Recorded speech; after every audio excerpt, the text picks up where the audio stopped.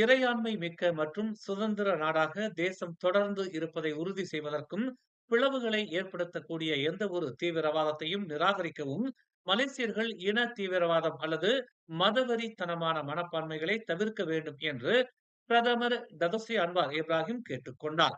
ஆயிரக்கணக்கான பல்லின குடிமக்கள் முன்னிலையில் 2025 மலேசிய தினத்திற்கான உரையை ஆற்றிய பிரதமர், மதவெறி மற்றும் இனவெறி இரண்டும் நாட்டின் அரசியல் மற்றும் பொருளாதார நிலைத்தன்மைக்கு அச்சுறுத்தலாக இருக்கும் என்று தெரிவித்தார். ஒரு சுதந்திரமான மற்றும் இறையாண்மை கொண்ட தேசமாக அதன் மக்கள் ஒன்றுபட வேண்டும். இனங்கள், மதங்கள் மற்றும் பிராந்தியங்களுக்கு இடையிலான வெறுப்பு மற்றும் பாரபட்சங்கள் கலைக்கப்பட வேண்டும். பிற இனங்கள் மீதான தீவிர மனப்பான்மைகள் அல்லது மத வெறி அனுமதிக்கப்படாமல் இருப்பதை அவர்கள் உறுதி செய்ய வேண்டும் என்று அன்வார் கூறினார்.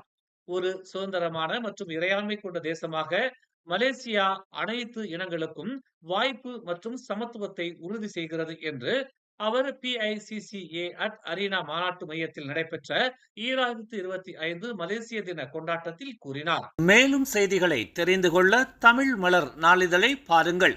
உடனுக்குடன் செய்திகளை தெரிந்து கொள்ள தமிழ் மலர் இணையதளம், தமிழ் மலர் செயலி மற்றும் மலர் டிவி யூடியூப் சேனலை வலம் வாருங்கள்.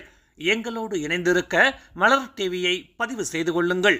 உறவுகள் மகிழ்ந்திட விருப்பம் மற்றும் பகிர்வு சேவையை சொடுக்கிடுங்கள்.